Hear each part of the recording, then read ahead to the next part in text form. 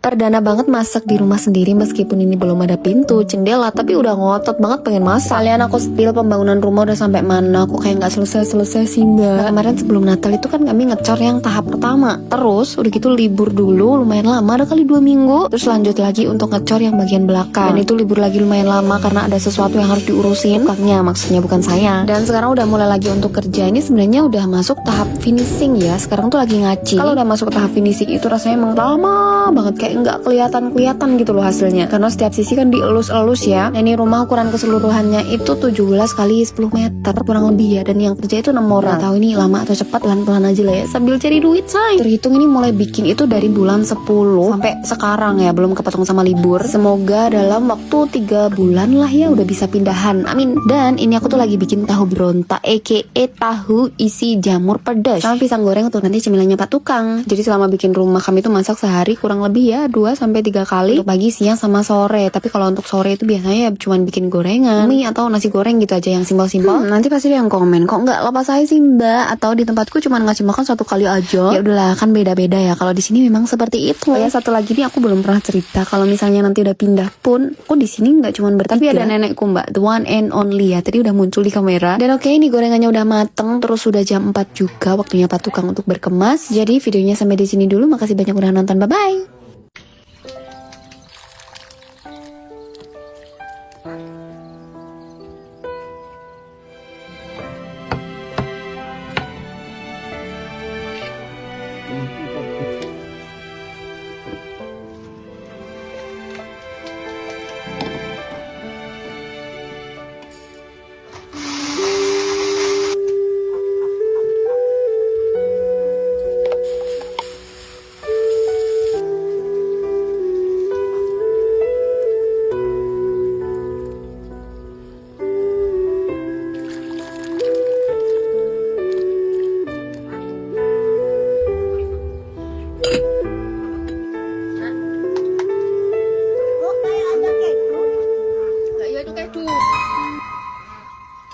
Keju dibilang enggak, cuman nggak ibu bikin asin kejunya.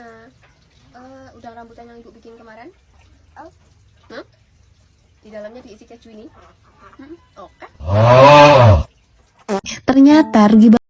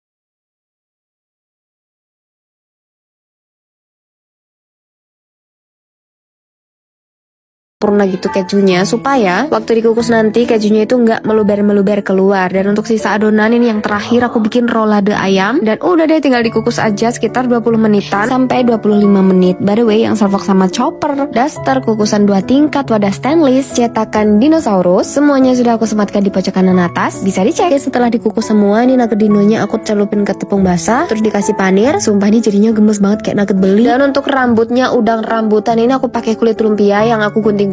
Jujur bikin ini tuh capek banget. Aku prepare dari jam 6 pagi sampai jam 12 siang belum sarapan dan sambil ngonten sendirian. Tapi worth it sih, karena jadinya tuh sebanyak ini bisa jadi stok bekal, cemilan, takjil, ataupun lauk sahur supaya masak makin set.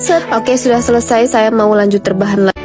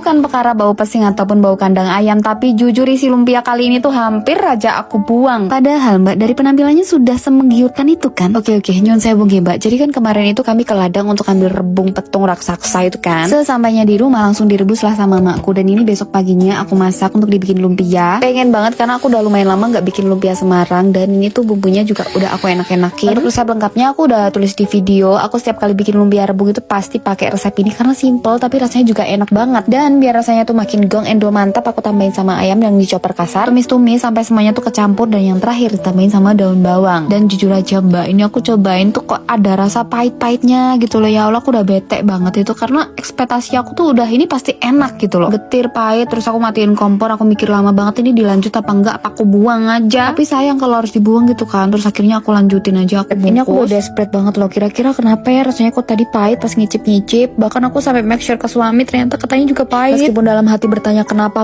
tapi ini tetap aku lanjut meskipun dalam keadaan bete karena bikinnya udah susah payah ya kan. Harapanku sih setelah dikasih saus minimal rasa pahitnya tuh tersamarkan aja. Tapi tahu nggak mbak, setelah digoreng tadi, entah keajaiban dari mana, rasa pahit, getir itu bener-bener hilang. Serius mbak, enak. Apalagi setelah dicocol pakai saus ini, ini aja aku ngedit sampai ngiler lagi. Untung aja tadi aku masih waras, nggak jadi aku buang ya kan. Tahu gitu nggak jadi makan enak. Oke mbak, jadi inti dari video ini adalah pahit di awal belum tentu pahit di akhir. Anjay.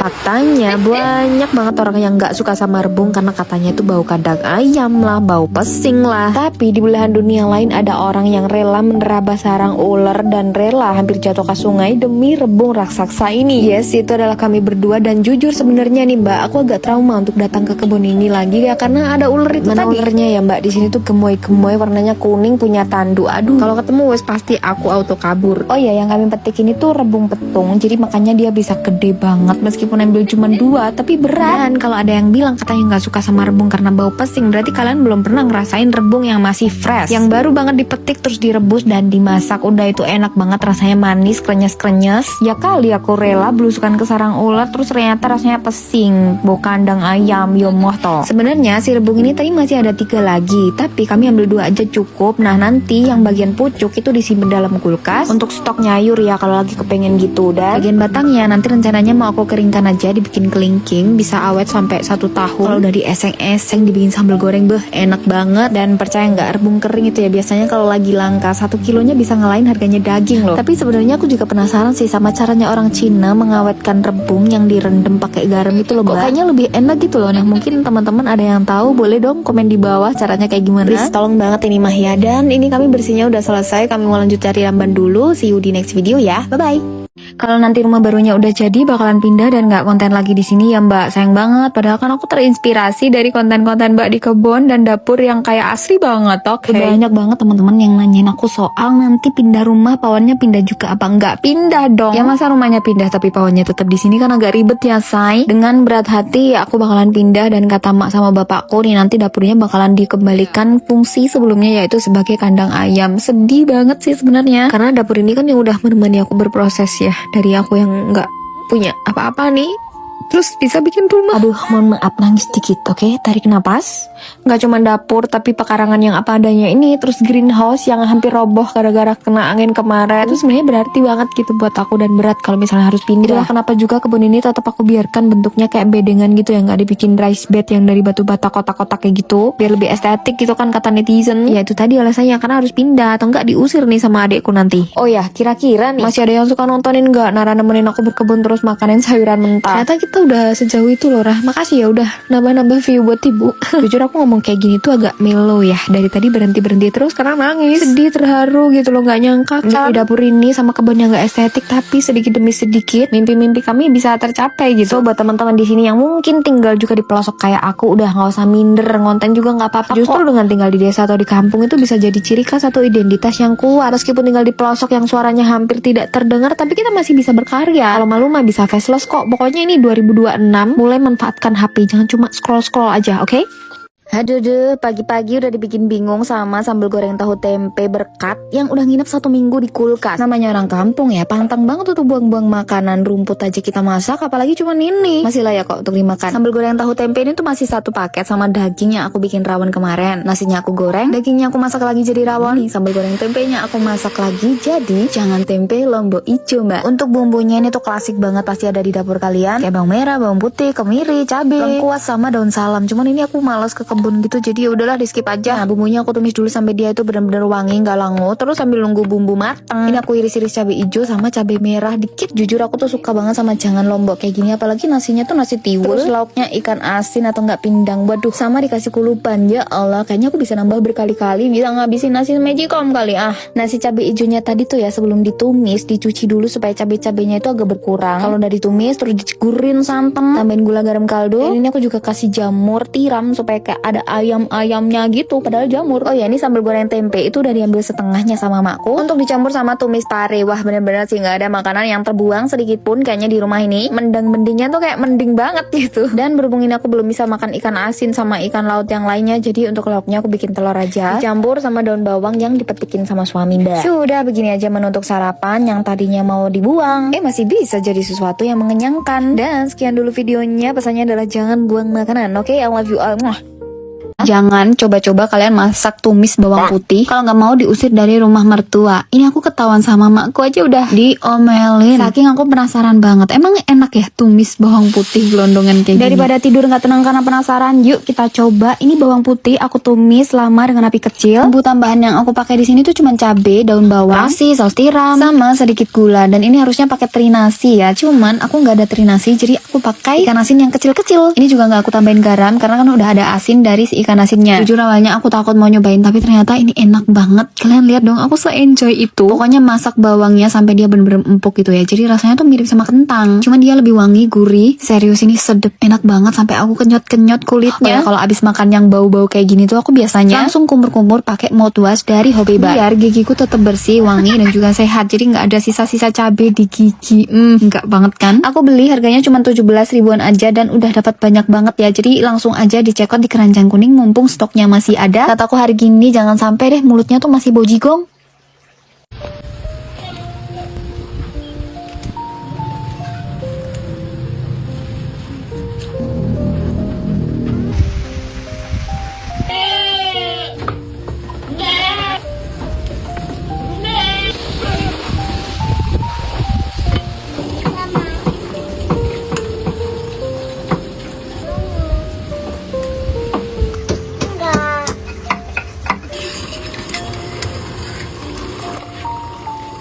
Boleh.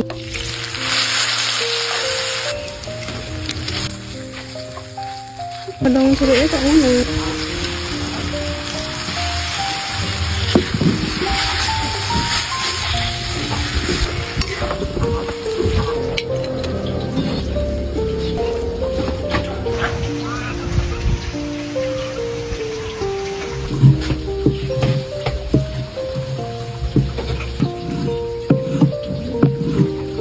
Tolong gitu, tolong. Ini lo cara nih.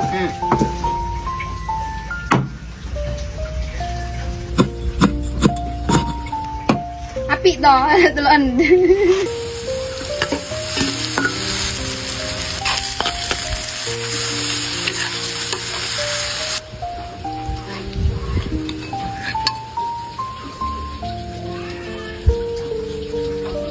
Ada nggak sih di sini yang masih suka bikin rawon kondes masakan Mbah zaman dahulu? Dagingnya cuma dikit tapi bisa jadi rawon sepanci, puas untuk makan satu keluarga dan bisa tahan seharian. Jadi di video sebelumnya tuh kan aku udah share kalau dapat nasi berkat. Nah, isinya itu ada sambal goreng tempe tahu sama daging sapi 2 bungkus supaya lebih ngelawi dan bisa tahan seharian, bahkan besok paginya tuh masih ada. Aku ubah aja jadi rawon terus ditambahin sama labu siam yang banyak. Kebetulan aku masih punya keluak meskipun tadi keluaknya goib ya. Dibuka tuh sebagian udah ada yang butuhan. Jadi aku tambahin lagi sama bumbuin instan. Semua perbumbuan yang udah di blender ditumis sampai dia benar-benar wangi. Daging sapinya dimasak bareng juga sama bumbu, terus dikasih air. Nah, biarkan dia blebek-blebek. Lanjut dipindah dalam panci yang udah diisi air, biarkan dia mendidih dulu. Sambil tunggu dia mendidih, ini aku mau pindah ke labu siam. Ini tadi labunya juga 0 rupiah karena petik sendiri di kebun. Jadi bisa dibilang sih masa kali ini tuh modalnya cuman bumbu sama gas aja, Mbak. Oke, labunya udah masuk, biarkan dia sampai empuk dulu. Nah, karena ini panci tuh sebenarnya kukusan, jadi sekalian aja yang atas aku pakai untuk kukus persambelan. Ada bawang merah, bawang putih, cabai besar sama cabai kecil yang pedas, sama terasinya sekalian dan juga tomat. Karena ini aku pakai panci stainless, jadi matangnya tuh cepet. Terus yang terakhir aku hampir lupa, Mbak, untuk masukin daun bawang. Dan ini dia rawan gondes dari daging seuprit, kuahnya seember, ditambahin sama labu siam sekebon. Wah, sama sambalnya sih, meskipun tadi cuma aku kukus di blender, dibubuhin gula merah sama garam, udah mantep, cocok banget dimakan sama rawon. Dan langsung aja aku persembahkan kepada suami yang sudah kelaparan ini pulang dari ngarit. Oke, videonya sampai sini dulu. Makasih banyak udah nonton, bye-bye.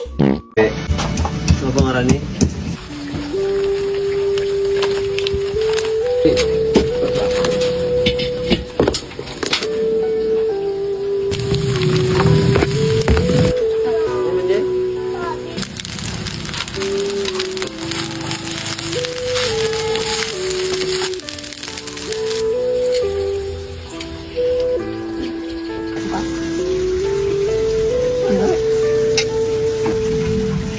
Ternyata ini adalah impian banyak orang kota di luar sana. Ya, aktivitas yang aku lakukan setiap hari itu banyak loh diimpikan sama orang-orang. Menumbuhkan sayur organik melalui tangan sendiri hingga menyajikan ke meja makan dan dinikmati bareng orang-orang tercinta. Tentu aja kalau udah kayak gitu tuh puas bukan cuma ada di lidah tapi juga di hati. Sesuatu yang bisa kita rasakan kalau kita sudah menempuh proses panjang dari benih yang sekecil itu tumbuh besar, berbuah hingga memberi nutrisi ke tubuh kita. Rasanya seperti melihat keajaiban. Meskipun ya nyatanya kan menanam tuh nggak selalu indah, akhirnya ada kegagalan dan berbagai faktor. Salah satunya yang nggak bisa kita hindari itu adalah angin. Ya Allah, mobat mabit mbak tanduran kuit gedang amblek kabeh menimpa sayuran aku yang ada di luar ini. Ya Allah, sedih. Mulai dari jambu air sampai koro yang sebenarnya udah mau berbuah habis. Tapi udahlah, oke, ini udah biasa banget. Nanti kita tinggal rapi-rapi lagi, terus berkebun lagi. Dan daripada kita meratapi nasib ya, lebih baik siram-siram tanaman ini aja yang masih bisa terselamatkan sekaligus mau dikasih pupuk karena udah jadwalnya. Nah, kalau soal angin itu kan kita nggak bisa mencegah ya, tapi kalau soal hama sama kesuburan tuh masih bisa lah. Dari awal berkebun sampai sekarang aku selalu setia sama Infam karena produk-produknya itu berkualitas dan juga lengkap, 100% organik dan pemakaiannya juga mudah banget. Kalau digunakan rutin sesuai dengan petunjuk, ini tuh bisa menambah jumlah bobot tanaman kamu dan hasil panen pun jadi lebih berkualitas, mbak. Tanah nggak rusak, justru malah tanahnya itu makin subur. Jadi nggak usah ragu lagi, pakai Infam juga dan berkebun bareng aku. Berhubung hari ini tuh lagi banyak duit, jadi nggak meramban dulu, kita belanja ke tukang sayur sekalian nih. Kemarin siapa yang minta spill nih tukang sayur di tempat aku jualannya tuh apa aja. Bisa dilihat dong, sayurannya tinggal itu aja. Bahkan ini ikan atau ayam juga udah habis. Karena ini kan rumahku tuh kayak udah paling ujung gitu kan. Jadi biasanya kalau udah sampai sini tuh tinggal hikmah atau nggak nagih utang doang. Kalau nggak pesen tuh kadang udah kehabisan gitu. Dan berhubung tadi adanya cuma sayur sop-sopan, jadi ya kita masak sop aja sama bikin tahu kecap. Tadi beli tempe 2 biji, sop-sopan sama oyong 1 biji 3.000 dong. Jadi total ada 30.000. Tapi untuk tempe mau aku masak besok aja. Terus ini pas aku lagi masak tiba-tiba dipanggil sama tetangga kan, ditawarin daun bawang. Jo mau dong. Jadi sambil nunggu airnya mendidih aku ambil dulu daun bawangnya di tempat tetangga. Cuman ini aku nggak ngambil yang ada putih-putihnya ya, aku ambil yang daunnya aja. Mantep nih buat dadar telur ya, tapi lupa kan telur aku habis. Lanjut masaknya, kita cemplang-cemplong aja. Wortel masuk, bumbu masuk, pentol, gambas dan juga sayurnya. Ini tadi mau aku kasih terasi, cuman aku baru inget kalau salah satu pak tukang itu ada yang nggak bisa makan terasi. Kata bapaknya kalau makan terasi itu perutnya jadi mules daripada nggak jadi nuka. Udah terasinya di skip aja. Tapi ngomong-ngomong, kalian ada juga nggak sih yang kayak gitu, kalau makan terasi itu perutnya jadi mules? Dan oke, sopnya udah matang. Terus sekarang gantian bikin tahu kecap. Bumbunya cuma cabai, bawang merah, bawang putih digoreng, terus dikasih garam dikit aja, ulek, terus tambahin kecap yang banyak. Cuman untuk si tahu ini kayaknya aku ketipisan dan gorengnya itu agak kering. Enak kalau dia tuh agak tebel dan masih empuk-empuk kayak gitu. Dan udah begini aja menu untuk siang hari ini ya. Ini juga masih ada ikan sisa tadi pagi. Tadi pagi sih menunya ada tumis lompong, pecel, dan ikan. Oke, begitulah, sekian dulu videonya. Makasih banyak udah nonton, bye bye.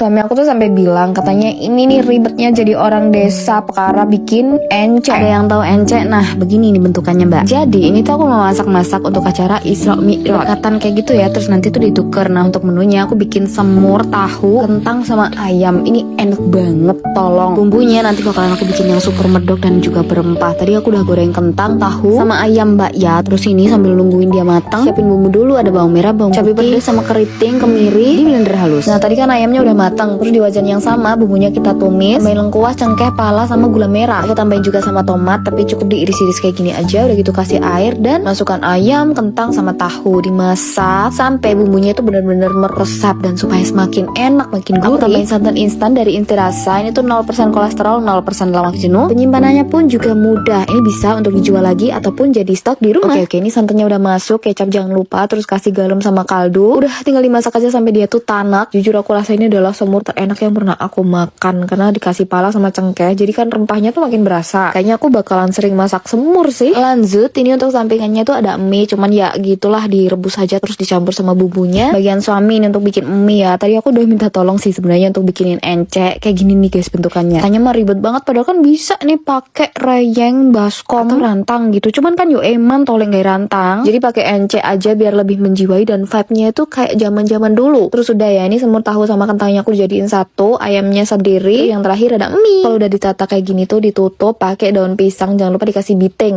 Biting apa ya? Maksudnya ditusuk biar tidak terbang-terbang kena angin.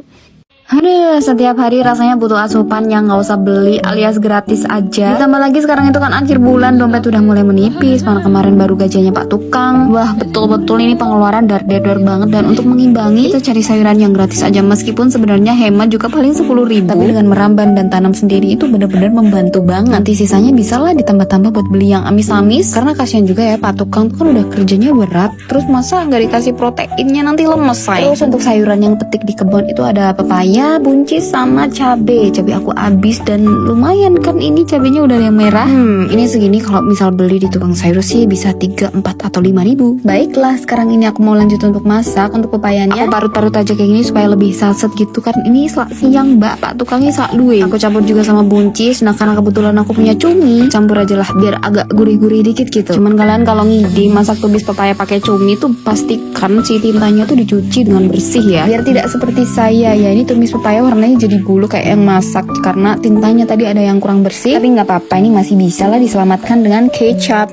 Sesuka itu aku sama jangan kates dimakan pakai nasi anget yang pulen. Udah gitu aja aku bisa nambah berkali-kali sampai mata berair. Bener gak sih mbak, tumis pepaya tuh bikin mata sakit? Coba komen udah ada yang pernah ngalamin belum? Dan ini tumis pepaya sederhananya sudah mateng. Untuk amis-amisnya aku bikin sambal ikan bandeng dikasih kemangi. Tuh kan mbak, bandeng di tempat aku tuh pasti adanya yang kecil-kecil kayak gini, jarang banget nemu yang gede. Tapi ini lumayan sih murah, harganya 12.000 setengah kilo. Isinya juga banyak. Dan ya begitulah mbak menu rumahan hari ini. Itu juga ada sayur santan, sisa sarapan tadi pagi. Oke, segitu dulu ya videonya. Makasih banyak udah nonton. Bye bye.